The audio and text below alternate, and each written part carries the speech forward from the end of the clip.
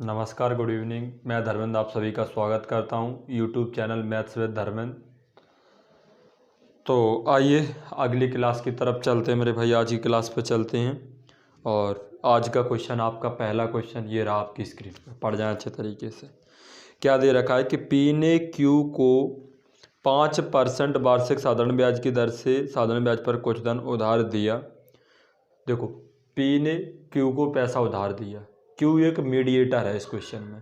Q ने क्या किया, पी से पैसा उधार लिया और लेके आया घर पे, और उसने क्या किया, और तुरंत घर पे आके आर को दे दिया। मतलब मैं किसी से पैसा लाया और उस पैसे को दूसरे व्यक्ति को घर पे आके दे दिया। तो मेरे भाई बात समझना, क्या दे रखा है, 5% पे ये लाया, 5% पे ये लाया 1 साल के लिए, और गांव में आके क्या किया, 8.5% पे इसने दे दिया। कितने समय के लिए, 1 साल के लिए। तो आप मुझे बताओ, यहाँ पे जो इंटरेस्ट बनेगी वो कितनी बनेगी, 5%। और यहाँ पे जो इंटरेस्ट बनेगी, ब्याज बनेगी, वो कितनी बनेगी, 8.5%। तो जहाँ से इसने कर्जा लिया है उसे तो देगा 5, और लेकिन जो इस गाँव में आके इसने दूसरे व्यक्ति को दे दिया है उससे कितना लेगा, 8.5%। तो आप बताओ, बीच में इसने कितने की फ़ायदा कर ली, 3.5% की फ़ायदा कर ली। आप कहेंगे बिल्कुल। तो क्वेश्चन यहीं से स्टार्ट होना था कि इसने प्रॉफिट कितना करेगा, ये पर ईयर 3.5%। पर क्वेश्चन में क्या कह रखा है कि इस तरीके से कितने की फ़ायदा कर ली, 350 रुपये की। तो पॉइंट हटाएंगे तो एक जीरो बढ़ जाएगा। तो 35%, 3500 के बराबर है, तो 1% 100 के बराबर हो गया। लेकिन हमें वैल्यू कितने की चाहिए, 100% की राशि पूछ रखी है। तो आंसर कितना हो गया, 10,000। अगले क्वेश्चन की तरफ चलते हैं मेरे भाई। क्वेश्चन नंबर दे रखा है 62। अच्छे तरीके से पढ़ के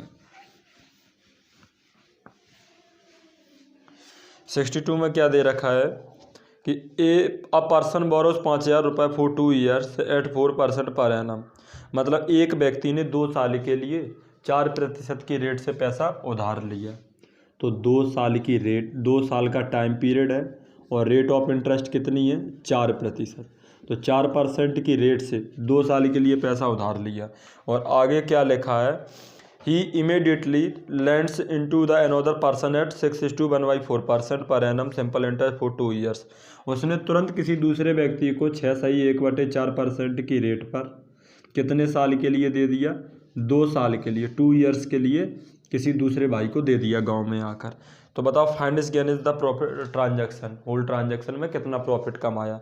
तो मेरे भाई आप एक बात बताओ अच्छे से, देखो ये वो चीज़ ये क्वेश्चन प्रॉपरली वो क्वेश्चन है कि बैंक से मैं पैसा लाया और गांव में आके किसी दूसरे व्यक्ति को दे दिया। बैंक ले रहा है मुझसे कम ब्याज, गांव वाले से हम ले रहा है ज़्यादा ब्याज, दलाल की तरह।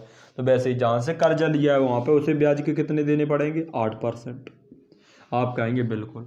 और यहाँ कितने देने पड़ेंगे, तो 2 छक्के ये 12 हो गए, और 2 की 1/4 में करेंगे तो कितना मिल जाएगा, हाफ। तो यहाँ से कितना, 12.5% ब्याज देना पड़ेगा। आप कहेंगे बिल्कुल। तो ये 12.5% आप समझ पा रहे हैं ना, 4 छंग 24 और 1 25/4, और मल्टीप्लाई करनी है कितने में, 2 में। तो 2 से 4 कट गए 2 बार, और भाग देंगे तो 12.5%। आपने कहा ठीक है।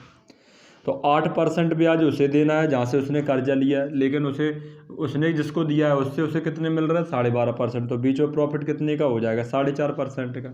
तो 5,000 रुपये कितने का फ़ायदा हो जाएगा, 4.5% का। तो आप बताओ मुझे अच्छे से, पॉइंट हटाऊंगा तो नीचे कितना आएगा, सॉरी परसेंट हटाऊंगा तो नीचे 100 आएगा, पॉइंट हटाऊंगा तो एक जीरो आएगा। तो 3 जीरो से 3 जीरो कट गया, 45 कितना होता है, 225। यही क्या हो गया आंसर। अगले क्वेश्चन की तरफ चलते हैं मेरे भाई। क्या दे रखा है देखें अच्छे से। अगले क्वेश्चन में आपको बोल रखा है मेरे भाई, क्वेश्चन में क्या दे रखा है कि 10 वर्ष का साधारण ब्याज कितना है, 600 रुपये प्राप्त होता है, और 5 वर्ष बाद पूंजी को कितना कर दिया, 3 गुना। तो बताओ 10 साल। तो एक चीज़ दे रखी है इनने, क्या कि 10 साल का जो ब्याज है, 10 साल का जो ब्याज है, 10 साल का जो ब्याज है मेरे भाई, वो कितना है, 600। ये बात इन्होंने कह रखी है आपसे। अब इन्होंने क्या कहा है कि 5 साल बाद पूंजी, देखो ये बताया है कि 10 साल के में 600 ब्याज मिल जाएगी, लेकिन एक कंडीशन है। उसने कहा हम 5 साल बाद पैसे को कैसा करेंगे, 3। तो अब आप क्या कहोगे, तो 5 साल के लिए तो यही ब्याज मिलेगा। तो आप कहोगे कि सर 5 साल में ऐसे कितना मिलेगा, तो 5 साल में जो इसे इंटरेस्ट मिलेगी वो कितनी मिलेगी, 300 रुपया। आप कहोगे बिल्कुल। लेकिन जो अगले 5 साल हैं, जो नेक्स्ट 5 ईयर्स हैं, जो अगले 5 साल हैं, उनमें पैसा 3 गुना कर दिया। अगर पैसा 3 गुना कर देंगे तो इंटरेस्ट भी कितनी हो जाएगी, 3 गुना। तो अब इंटरेस्ट कितनी मिलेगी, 900 रुपये। आप कहोगे बिल्कुल। तो मेरे भाई एक बात बताओ कि 5 साल में 300 रुपये पहले वाले मिले और फिर 900 मिल गए, तो टोटल अब कितने मिलेंगे इसे, 1200 रुपये। यहाँ तक ठीक है। ये 900 क्यों मिले, क्योंकि पूंजी को 3 गुना करेंगे तो ब्याज 3 गुना मिलेगा। अगर हम तुम्हें डबल पैसा देंगे तो आप हमें डबल इंटरेस्ट देंगे। तो ऐसे पूंजी 3 गुना हुई तो ब्याज भी 3 गुना हो जाएगा। तो इसीलिए 300 900 कितना बन गया, 1200। अगले क्वेश्चन की तरफ चलते हैं मेरे भाई।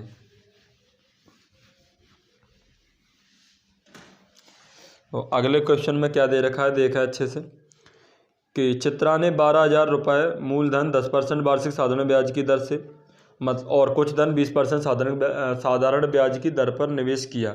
यदि वर्ष के अंत में कुल निवेशित धन पर कितना 14% लाभ हो तो कुल निवेशित धन कितना था। तो मेरे भाई ये क्वेश्चन में बोला गया है कि 12,000 रुपये इसने लगाए 10% की रेट पे। यहाँ कितने पैसे लगाए हैं उसने, 12,000 रुपये। ये इन्होंने दे रखा है आपको, ठीक है, कोई दिक्कत नहीं। अब आगे क्या दे रखा है कि कुछ धन लगाया उसने कितने परसेंट की रेट पे, 20% की रेट पे। अब वो कह रहा है कि दोनों से मिलकर उसे कितना धन प्राप्त हुआ, 14% की इंटरेस्ट प्राप्त हुई। तो अब इन्होंने पूछा तो बताओ कुल निवेश से धन कितना था, मतलब उसने कितने का निवेश किया। इधर तो 12,000 का निवेश किया। तो मेरे भाई एलिगेशन का क्वेश्चन हो गया। कॉम्पिटिशन में हमें कहीं का पाँव कहीं रखना पड़ता है। तो अभी चैप्टर एलिगेशन में पढ़ोगे, लेकिन यहाँ पे इतना डाटा यूज करना पड़ेगा। 10 और 14 का गैप कितना है, 4 का। 20 और 14 का गैप कितने का है, 6 का। आप कहेंगे बिल्कुल। तो 3 से दो से काटोगे तो 3 बार, और 2 से काटोगे तो 2 बार। तो यहाँ के पैसे दे रखे हैं तुम्हें 12,000, और लेकिन 10% पे कितना पैसा लगाया, तो 3 यूनिट। 20% पे कितना लगाया, तो 2 यूनिट। और टोटल कितना लगाया, तो 5 यूनिट। अब 3 यूनिट की वैल्यू उन्होंने दे रखी है तुम्हें कितनी, 12,000। तो ये इसका कितने गुना है, 3 यूनिट अगर 12,000 है तो ये इसका 4,000 गुना लिखा है। 4 तिया 12,000, तो इसका 4,000 गुना लिख दो। तो आप बताओ मुझे, 4,000 गुना लिखोगे तो 5 चौको 20, तो 20,000 डाटा बन जाएगा। आप कहेंगे बिल्कुल। यहाँ तक ठीक है कि नहीं मेरे भाई, आप कहेंगे बिल्कुल। नेक्स्ट देखते हैं मेरे भाई।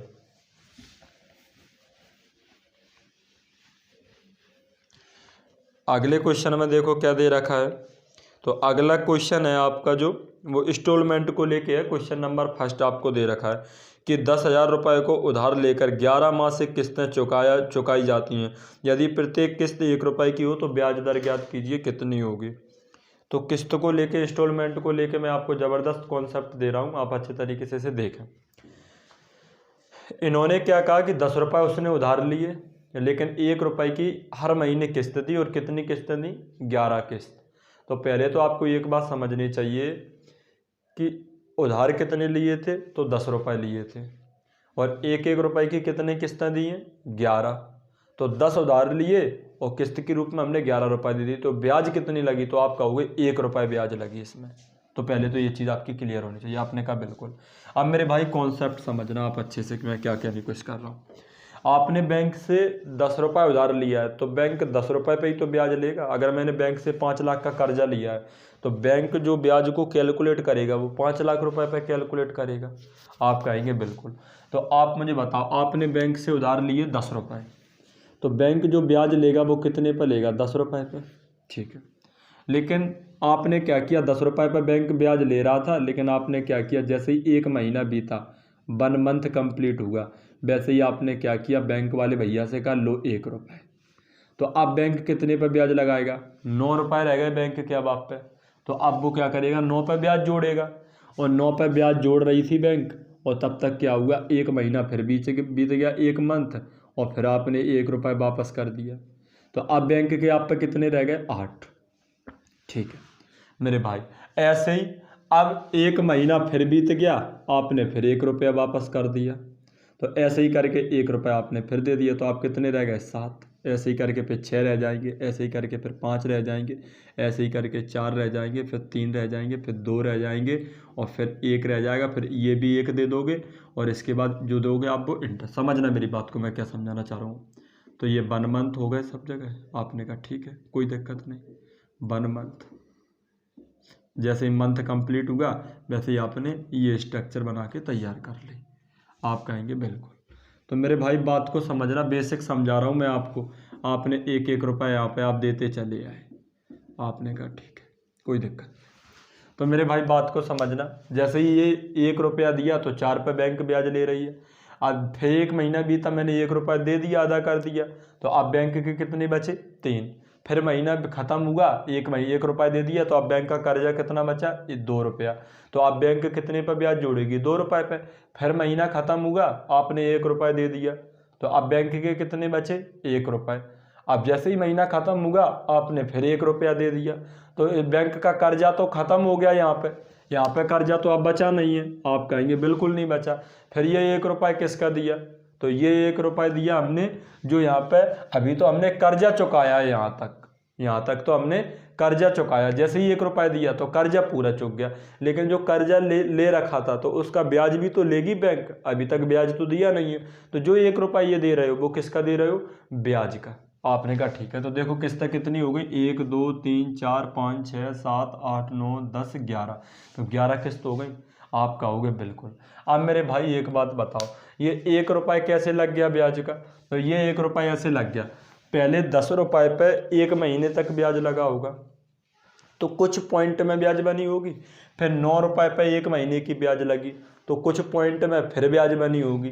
फिर 8 रुपये पे 1 महीने तक ब्याज लगी, फिर कुछ पॉइंट में बना होगा। तो ऐसे ही करके कुछ यहाँ से, कुछ यहाँ से, कुछ यहाँ से, हर जगह से कुछ कुछ लेते गए, तब यहाँ पे जाके बैंक के पूरा कितना बन गया? 1 रुपया। और आपने कहा लो भैया 1 रुपया, और रफा दफा करो पूरा मामला। यहाँ तक ठीक है कि नहीं?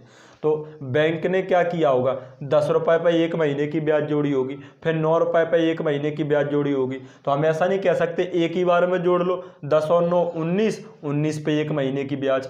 मत देखो, 10 रुपये पे 1 महीने की ब्याज, 9 रुपये पे 1 महीने की ब्याज, दो जगह निकालने से अच्छा है मैं इकट्ठा निकाल दूँ 19 रुपये पे 1 महीने की ब्याज। आप कहेंगे बिल्कुल। तो इसीलिए आप क्या करोगे?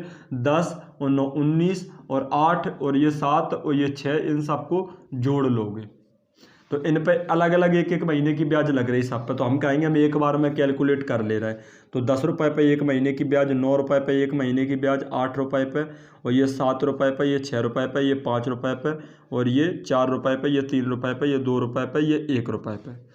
तो इन सब पे 1 महीने की ब्याज है। कितने महीने की ब्याज है?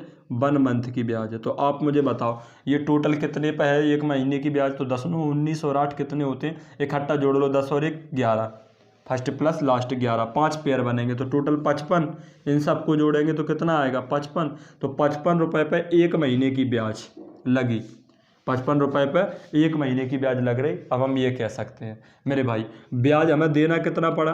तो 10 रुपये हमने बैंक से कर्जा लिया था, और हमने 1-1 रुपये की कितनी किस्तें दी हैं? 11 किस्त दी हैं, 11 इंस्टॉलमेंट दी हैं। तो हमने कितना रुपया दे दिया? 11 रुपये दे दिए। तो 10 रुपये कर्जा लिया, दे दिए 11, तो ब्याज कितना लग गया? 1 रुपया। आप कहोगे बिल्कुल। तो आप बताओ मुझे इंटरेस्ट इक्वल टू क्या होता है तुम्हारा?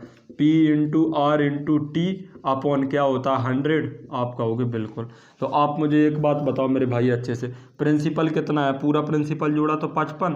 तो 55 रुपये पर टाइम 1 महीना, पहले रेट लिख ले रहा है, principal into rate into time. Time कितना है? 1 मंथ का, लेकिन टाइम हम ईयर में लिखते हैं, तो 1 मंथ ना लिख के फिर हम नीचे कितने लिखेंगे? 12 और लिखेंगे, जिससे ये ईयर बन गए, साल बन गए। और बटे में कितने आते हैं? 100। आप कहोगे बिल्कुल।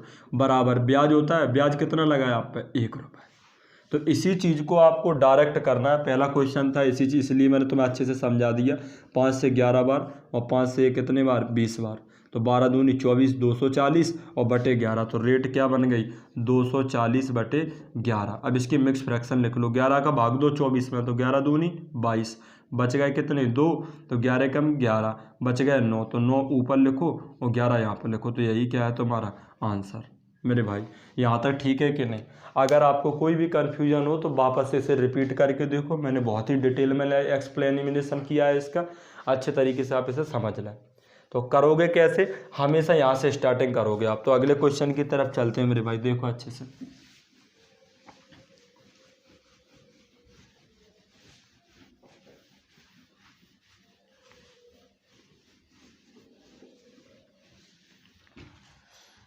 अगला क्वेश्चन हूबहू यही है। 9 रुपए का कर्जा लिया, 10 किस्तें दे दी 1-1 रुपए की, तो ब्याज कितना लग गया? 1 रुपये। सीधा क्लियर है। तो देखो, बैंक 9 रुपए पर कर्जा ले रहा था 1 महीने तक, फिर 1 रुपये दे दिए, फिर 8 पे कर्जा लिया होगा 1 महीने तक, फिर 1 महीना बीता, मैंने कहा लो भैया 1 रुपया अपना, तो अब 7 पे कर्जा लग रहा होगा, फिर 6 पे, फिर ये 5 पे, फिर 4 पे, फिर 3 पे, फिर 2 पे, फिर 1 पे। यहाँ तक ठीक है कि नहीं? तो इन सब पे 1 महीने का कर्जा लगा है। हर 9 पे भी 1 महीने का कर्जा, 8 पे भी 1 महीने का कर्ज ब्याज लगा, इंटरेस्ट लगा, 7 पे भी 1 मंथ का इंटरेस्ट लगा, 6 पे भी एक मंथ का इंटरेस्ट लगा। तो अलग अलग इंटरेस्ट निकालने से अच्छा है इकट्ठा निकालना। तो मेरे भाई इन सबको जोड़ेंगे तो कितना आ जाएगा? 45। आपने कहा ठीक है। तो मेरे भाई 45 हो गया हमारा मूलधन, गुणा दर, दर मतलब रेट, इनटू टाइम 1 महीना, डिवाइडेड बाई 12 साल बन गए, और मल्टीप्लाई में कितने आते हैं? 100 बराबर ब्याज। ब्याज कितना लगा? 1 रुपया। तो कैलकुलेट करो, 5 से 9 बार, 5 से 20 बार। आपने कहा ठीक है, 3 से 3 बार और 3 से 4 बार, तो 20 चौको 80 इधर जाएंगे, 3 डिवाइड में जाएंगे, तो रेट की वैल्यू कितनी बन गई? 80/3। अब 3 की भाग 80 में करोगे तो 26 सही 2/3 लिखोगे। यही क्या हो गया तुम्हारा आंसर। कैसे? 3 की भाग 2 8 में, तो 3 दूनी 6, 3 की भाग 8 में दी तो 3 दूनी 6, बचे 2, तो 20 बन गया ये, तो 3 छंग 18, फिर जो भी शेषफल बचा वो ऊपर, और नीचे 3 था, नीचे 3। आपने कहा ठीक है मेरे भाई, अगले क्वेश्चन की तरफ चलते हैं।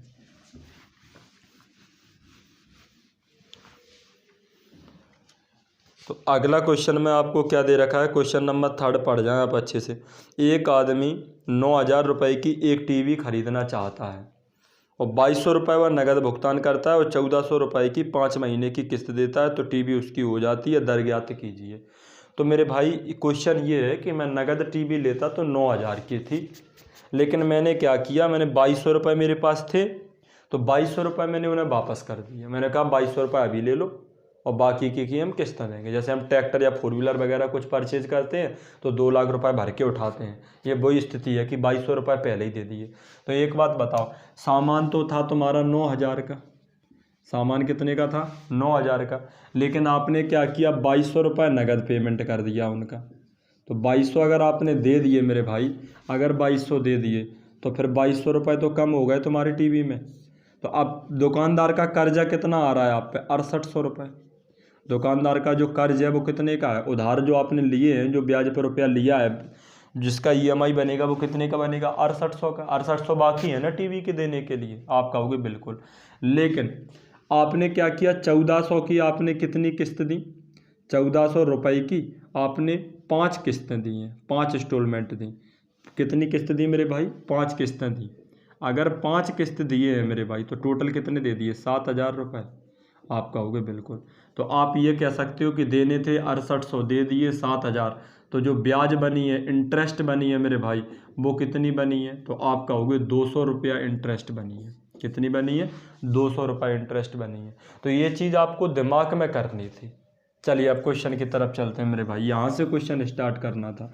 तो देखो, दुकानदार का जो कर्जा है हम पे, वैसे 9,000 की थी, हमने 2,200 दे दिए, तो कर्जा तो 6,800 का है, तो 6,800 रुपये पर कर्जा चल रहा है दुकानदार का। आपने कहा ठीक है, 6,800 रुपये पर कर्ज चल रहा था। जैसे महीना बीता, हमने कहा लो भैया 1,400 रुपये आप ले लो।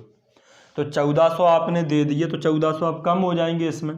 तो अब दुकानदार का जो कर्जा बचेगा वो कितने का बचेगा? 5,400 रुपया का। अब 5,400 पर ब्याज चल रही थी, 1 महीना बीता, दुकानदार से हमने कहा लो भैया 1,400 रुपये, फिर से 1,400 रुपये दे दिए, तो अब दुकानदार के कितने बचे? 4,000 रुपये। अब फिर से 1 महीना बीता, फिर हमने 1,400 रुपये दे दिए, तो अब दुकानदार का कर्जा कितने का बचा? 2,600 का। फिर से 1 महीना बीता, तो दुकानदार को हमने 1,400 फिर दे दिए, तो अब 1,400 कम हो गए, तो अब दुकानदार के कितने बचे? 1,200। यहाँ तो ठीक है कि नहीं? अब जैसे ही महीना बीता, तो अब की बार 1,400 दे दिए, मामला रफा दफा हो गया, ये 1,200 तो ख़त्म ही हो गए फिर। और जो बाकी के 200 दिए हैं वो कौन से दिए हैं? ब्याज वाले। तो आप कहोगे बिल्कुल, अब 1,400 दिए तो आप तो कुछ लिख नहीं सकते घटा के, ठीक है कि नहीं? आप कहोगे बिल्कुल। तो 6,800 पे 1 महीने की ब्याज, 5,400 पे 1 महीने की ब्याज, 4,000 पे 1 महीने की ब्याज, अलग अलग जोड़ने से अच्छा इकट्ठा जोड़ लें। तो मेरे भाई जोड़ो इन्हें, कितना आ गया? तो आप कहेंगे 8 4 12 6 18 2 20। आप कहेंगे बिल्कुल, 2 हाथ से लागे, 6 5 11 4 15 2 17 और 1 18 2 20। तो 20,000 रुपये पर हमें कैलकुलेट करना है कितने की ब्याज? 1 मंथ की ब्याज। तो मेरे भाई 20,000 रुपये ब्याज लगी और रेट ऑफ इंटरेस्ट मुझे नहीं पता, टाइम है 1 महीने का, पर साल में लिखते हैं तो डिवाइडेड बाई 12 और डिवाइडेड बाई 100 और बराबर कितनी ब्याज बन गई मेरे भाई, 200 रुपये ब्याज बन गई। तो बराबर कितने, 200। कैलकुलेट कर लो, 100 से ये 100 कट गए और 200 से ये 200 कट गए, तो रेट बटे 12 बचा, 12 उधर जाएगा तो रेट की वैल्यू कितनी बन जाएगी, 12% बन जाएगी। यही क्या है तुम्हारा भाई आंसर। यहाँ तक ठीक है कि नहीं। अगले क्वेश्चन की तरफ चलते हैं मेरे भाई।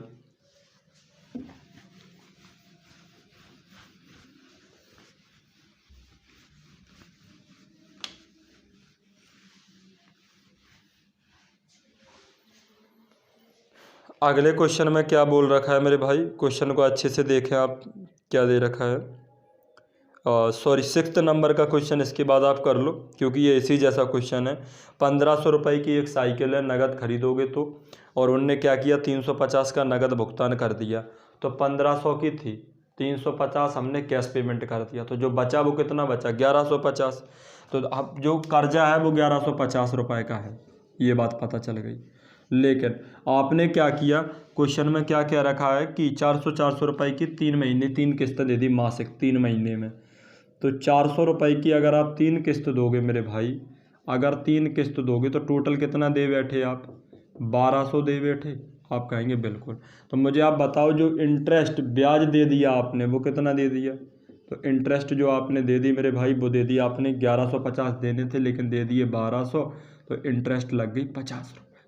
आप कहोगे ठीक। अब वही क्वेश्चन पे फिर आ जाओ आप कि बैंक जो कर्जा उधार था साइकिल वाले भैया का वो था 1150, क्योंकि नगद थी 1500 की, 350 तो हमने दे ही दिए, तो कर्जा कितने का है 1150 का। जैसे ही महीना ख़त्म हुआ वैसे ही हमने 400 रुपये उन्हें वापस कर दिए, तो कर्जा कितने पर लगना था 700 पर।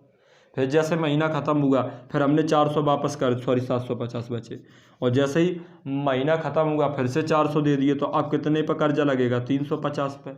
अब जैसे ही महीना ख़त्म हुआ अब 400 दे दिए, तो ये 350 तो फिर ख़त्म ही हो जाएगी, और बचा खोचा क्या दे दिया था हमने, ब्याज। तो बताओ अब क्या बन गया, ये 5 5 10 5 15 1 0 11 7 18 3 21 1 2250। तो इतने रुपए पे 1 मंथ का अलग अलग निकालने से अच्छा है हम इकट्ठा निकाल दें 2250 पे 1 महीने की ब्याज। तो 2250 पर 1 मंथ की ब्याज लगी, रेट ऑफ इंटरेस्ट मुझे नहीं पता, 1 महीने की ब्याज लगी बटे 12 और डिवाइडेड बाई 100, कितनी ब्याज है 50, तो बराबर कितना आ गया 50।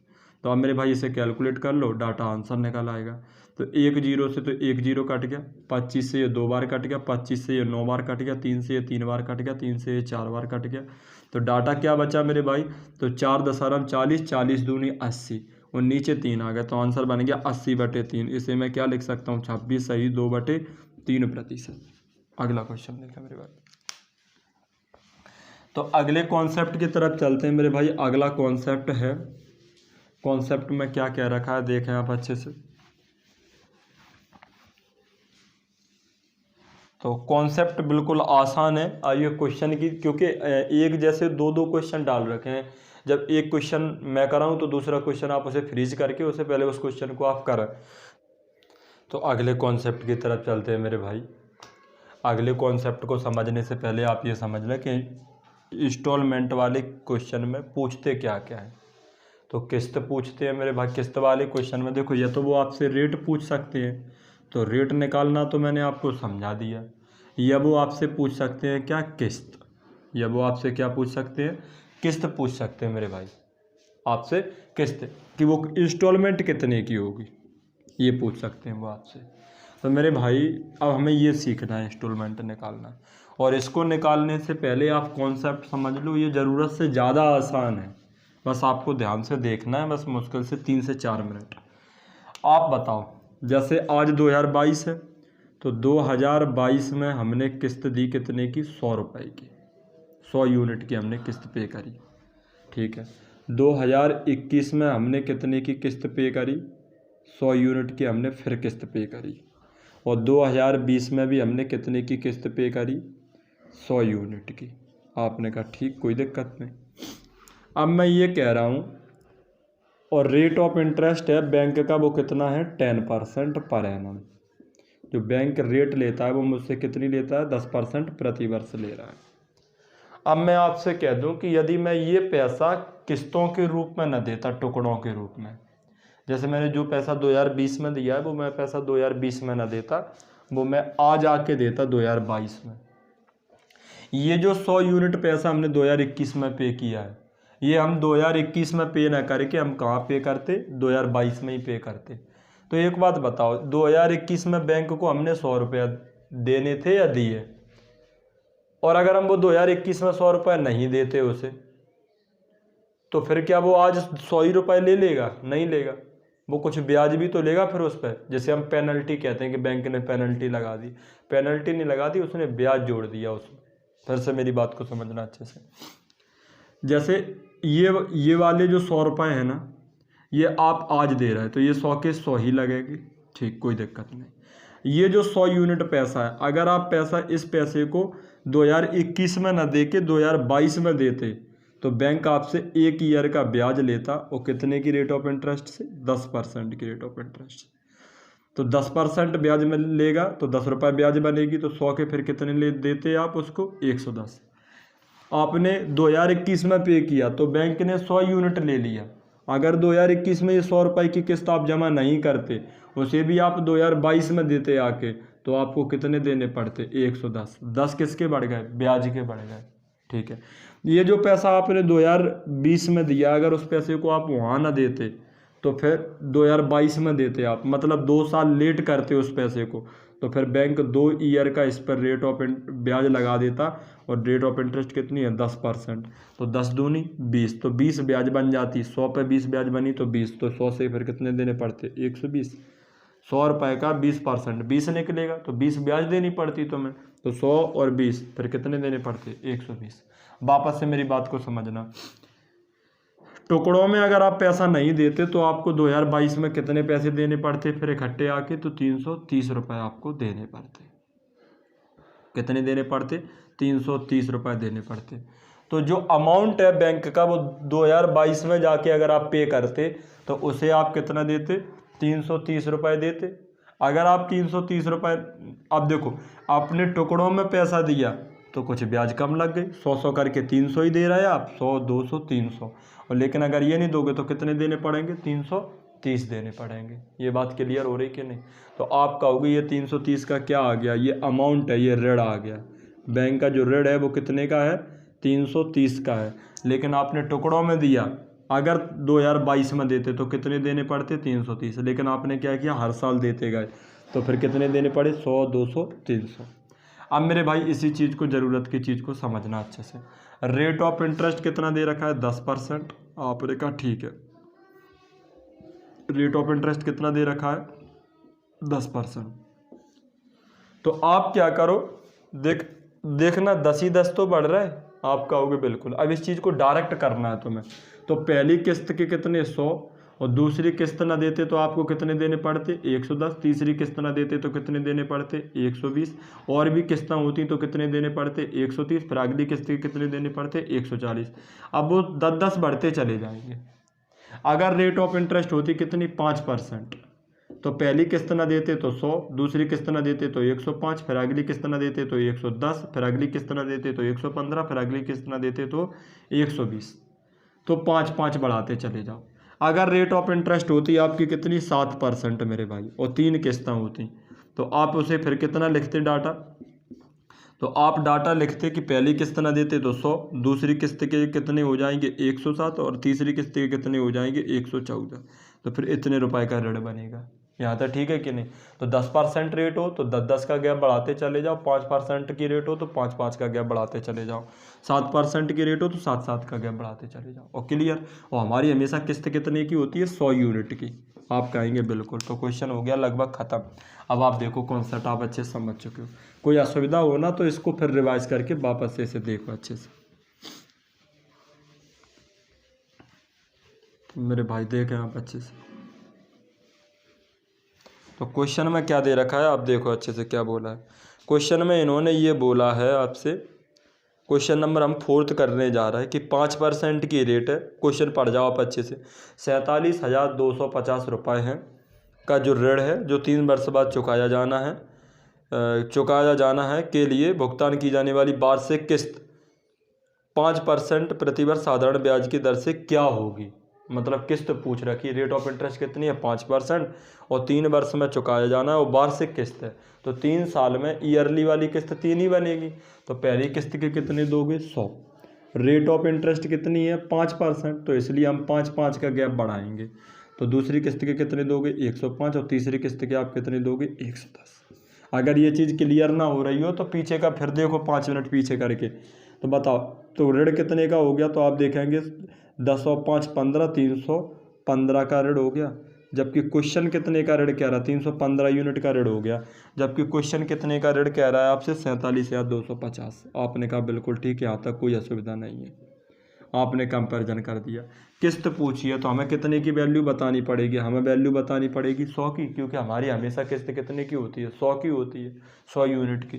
तो मेरे भाई काटना है अब आपको डाटा, तो आप कहेंगे 15 से डाटा कट गया, कैसे 15 5 75, 15 का 15 और 7 22, 2 हासिल, 15 3 75, 2 47। तो 1 यूनिट की जो वैल्यू आई वो 15 पे 1 0 आ गई। लेकिन हमें 100 यूनिट की वैल्यू बतानी है, क्योंकि किस्त कितने की होती है 100 यूनिट की। तो ये डाटा कितना बन गया 15,000 रुपये। अगले क्वेश्चन की तरफ चलते हैं मेरे भाई।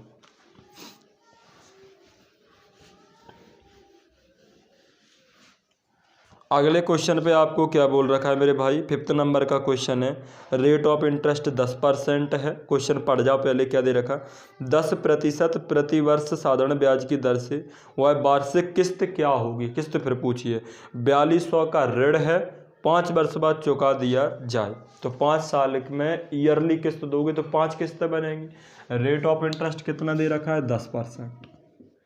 तो अब 10-10 का गैप बढ़ा दो, पहली किस्त 100 की, दूसरी किस्त 110, तीसरी किस्त 120, और चौथी किस्त जो निकलेगी वो कितने की 130 की, और अगली किस्त जो निकलेगी वो 140 की। तो ऋण कितना हो गया 4 3 7 2 9 और 1 10, 0 0, 5 और 1 6 हासिल, तो जोड़ करके 600। तो 600 का ऋण बन रहा है, हमारा ऋण है 600 यूनिट का, जबकि क्वेश्चन का ऋण कितने का है 4200 का। तो 2 0 से ये 2 0 कट गए, और 6 एकम 6 और 6 7 42, तो 1 यूनिट 7 आ गया। 100 यूनिट की किस्त होती है, तो 100 यूनिट की वैल्यू कितनी बनेगी 700। आप कहेंगे बिल्कुल।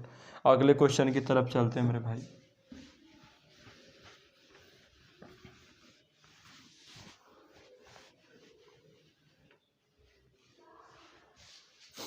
अगले क्वेश्चन में चलते हैं मेरे भाई। कौन सा क्वेश्चन दे रखा है 4th नंबर का क्वेश्चन है, बिल्कुल इसी जैसा क्वेश्चन है। क्या बोला है 4 वर्ष में अवधि में दे 5% वार्षिक साधारण ब्याज की दर पर 12,900 का ऋण है। तो 4 वर्ष है और वार्षिक किस्त है, तो 4 ही किस्त बनेंगे, 5% की रेट है, तो 5-5 के गैप पर बढ़ेगा। तो 100, 105, अगला डाटा 110, और अगला डाटा कितना बनेगा 115।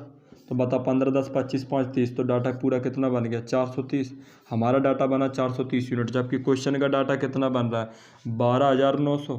तो आप बता मुझे ये कितने गुना लिखा है इसका, ये 30 गुना लिखा है। देखो अच्छे से 2 0 आ जाएंगे, 3 3 9, 3 चौको 12। हमें बतानी है किस्त कितने की, तो किस्त तो 100 यूनिट की होती है, तो 100 का 30 गुना लिखोगे तो डाटा कितना बन जाएगा मेरे भाई 1 2 3 0। तो 3 0 लिख दो इस पर, तो डाटा कितना बन गया 3000। यहाँ तक मुझे लगता है कि कोई असुविधा नहीं होगी आपको। नेक्स्ट डाटा की तरफ चलते हैं।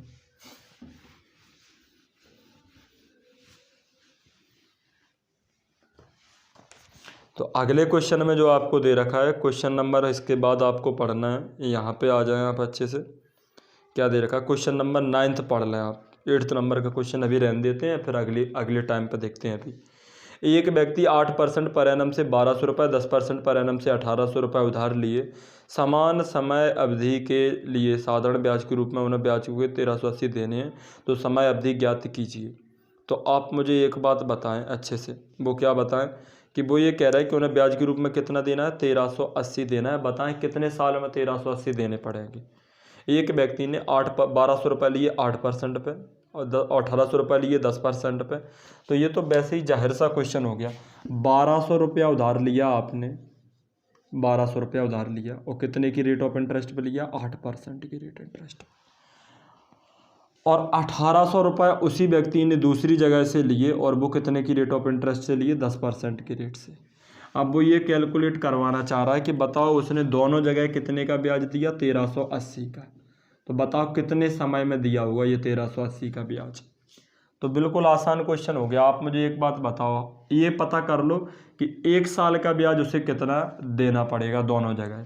तो अगर 1 साल होगी तो यहाँ ब्याज कितनी बनेगी, 1200 का अगर 8% निकालोगे तो 96 बनेगी। मूलधन गुणा दर गुणा समय बटे में कितना आता है 100, तो 12 8 96। तो इधर इस वाले भाई को तो देगा वो 96 रुपये की ब्याज, और इस वाले भाई को देगा कितनी 180 रुपये की ब्याज। तो टोटल कितने की ब्याज हो गई, तो आप कहोगे कि 180 इधर और 96 इधर, तो उसे टोटल देनी पड़ेगी कितने की मेरे भाई, 276 रुपये की ब्याज देनी पड़ेगी। देखो जरा अच्छे से, 276 ही आएंगे। आप कहेंगे बिल्कुल 6 के 6 आ गया, 9 8 17 276। तो उसे 1 साल में 276 की ब्याज देता है।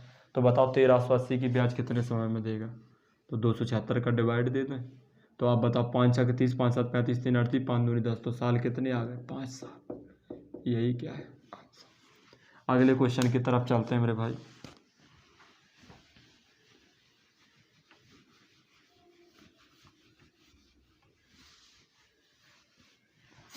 अगले क्वेश्चन में जो आपसे बोल रखा है मेरे भाई, क्या दे रखा है, पढ़ जाएं अच्छे से। क्वेश्चन में दे रखा है आपको कि X% वार्षिक ब्याज दर से 1400 रुपये की राशि है, 4 वर्ष साधारण ब्याज, और उसी राशि पर 2 वर्ष के साधारण ब्याज का योग कितना है 672 है। तो X का मान ज्ञात कीजिए। मतलब मेरे भाई आप हमें एक बात बताएं, 1400 रुपये की राशि पर 4 वर्ष, क्वेश्चन एक बार अच्छे से फिर पढ़ें दोबारा से। यदि X% वार्षिक ब्याज दर से 1400 रुपये की राशि पर 4 वर्ष का साधारण ब्याज, और उसी राशि पर उसी दर से, मेरे भाई इस बात को समझना आप अच्छे से, SI सिंपल इंटरेस्ट क्या होता है, सिंपल इंटरेस्ट होता है principal into rate into time divided by 100 होता है। यहाँ पे एक चीज़ नई चीज़ सीखने को मिलेगी, 100 कैसा है कांस्टेंट नंबर, इसे हमने हटा दिया। तो अगर मूलधन ज़्यादा होगा तो ब्याज ज़्यादा होगा, रेट ज़्यादा होगी तो ब्याज ज़्यादा होगा, टाइम ज़्यादा होगा तो ब्याज ज़्यादा होगा। तो डायरेक्टली प्रोपोर्शनल होता है किसके, प्रिंसिपल रेट और टाइम के प्रोडक्ट का। आपने कहा ठीक है। क्वेश्चन में देखो क्या दे रखा है सेकंड रो में, कि उसी राशि पर, मतलब राशि मतलब प्रिंसिपल वही है, उसी राशि पर उसी दर से, मतलब रेट भी वही है, उसी राशि पर उसी दर से, ठीक है, 2 वर्ष के साधारण ब्याज का योग। मतलब मेरे भाई एक जगह ना, एक जगह है क्या हो रखा है, एक जगह क्या बोला है कि अब मैं एक बात तो यहाँ से समझ गया कि जो रेशियो टाइम की होगी, ये दोनों चीज़ें तो ख़त्म ही हो गई, वही रेशियो किसकी होगी, साधारण ब्याज की। अब इनने देखो टाइम की डाटा क्या दे रखी है, आप देखो अच्छे से, पहले टाइम कितना है 4 साल, आपने कहा ठीक है, और अगली बार जो समय है वो कितना है 2 साल। तो है तो ये टाइम, लेकिन हमें यहाँ से पता चल रहा है कि जो टाइम की रेशियो है वही रेशियो किसकी है, SI की। तो हम कह सकते हैं ये SI निकल आया हमारा। आप कहेंगे बिल्कुल। तो बताओ पहले SI कितना लगा आपसे 4 यूनिट, अब कितना लग रहा है 2 यूनिट, तो काट लिए, तो पहले SI 2 यूनिट लगा, अब SI कितना लगेगा 1 यूनिट। अब क्वेश्चन क्या कह रहा है आपसे, क्वेश्चन ये कह रहा है कि टोटल ब्याज लगी है वो कितने की लगी है मेरे भाई, 672 रुपये की पूरी ब्याज लगी है। तो आप मुझे बताओ यहाँ पूरी ब्याज कितनी लग रही, पहले 2 यूनिट ब्याज लगी, अब 1 यूनिट लग रही, तो टोटल ब्याज 3 यूनिट लग रही। तो 3 यूनिट की वैल्यू कितनी है 672 दे रखी है। तो आप बताओ 1 यूनिट की वैल्यू कितनी होगी, तो 3 एकम 3, 3 दूनी 6, 3 दूनी 6, 3 चौको 12, तो 1 यूनिट की वैल्यू 224 रुपये निकल आई। तो 1 यूनिट की वैल्यू कितनी आ गई 224। आप दोनों जगह से कर सकते हो इस क्वेश्चन को, चाहे इधर से कर लो चाहे इधर से। तो मैं ये कह सकता हूँ कि जो बाद वाली ब्याज है वो 224 है, ठीक है, और इनने हमसे क्या पूछ रखी है रेट। तो मेरे भाई अब इस डाटा को यहीं छोड़ दो, अब मैं जो पूछ रहा हूँ वो आप बताओ, रेट क्या होती है अगर मैं आपसे पूछूं। तो आप ये कहोगे कि रेट कुछ नहीं होता, 1 साल के ब्याज को पकड़ो और उसे परसेंट में लिख दो, वही क्या है रेट। परसेंट में हम कैसे लिख रहे थे, फर्स्ट वीडियो से हम आपको समझाते चले आ रहे हैं। ऊपर 1 साल का ब्याज रखो, नीचे मूलधन रख दो और मल्टीप्लाई 100 की कर दो, तो क्या बन जाएगी रेट। तो मेरे भाई ये जो बाद वाला ब्याज कितना है 224, लेकिन बाद वाला समय कितना है 2 साल, तो ये 2 साल की ब्याज हुई ना, तो हमें तो ब्याज 1 साल की चाहिए, तो 2 से 1 बार कट गया, 2 से 112 बार कट गया। तो आप कहोगे 1 साल की ब्याज है वो 112 रुपये, कितने पर, तो मेरे भाई मूलधन क्वेश्चन में दे रखा है 1400, और परसेंट लगाने के लिए 100 की मल्टीप्लाई, तो 2 जीरो से 2 जीरो कट गया, 14 से 112 काटे तो कितने बार 8%। यही क्या है तुम्हारा आंसर। तो उम्मीद करता हूँ कि यहाँ तक की क्लास आपको बहुत बढ़िया लगी होगी। तो अगली वीडियो में जो क्वेश्चन बचे हैं उन क्वेश्चन का भी डाटा अपन बनाएंगे और बेहतरीन क्वेश्चंस करेंगे, सेकंड नंबर की सीट भी करेंगे उसके अंदर। तब तक के लिए आप बहुत ही खुश रहें। धन्यवाद।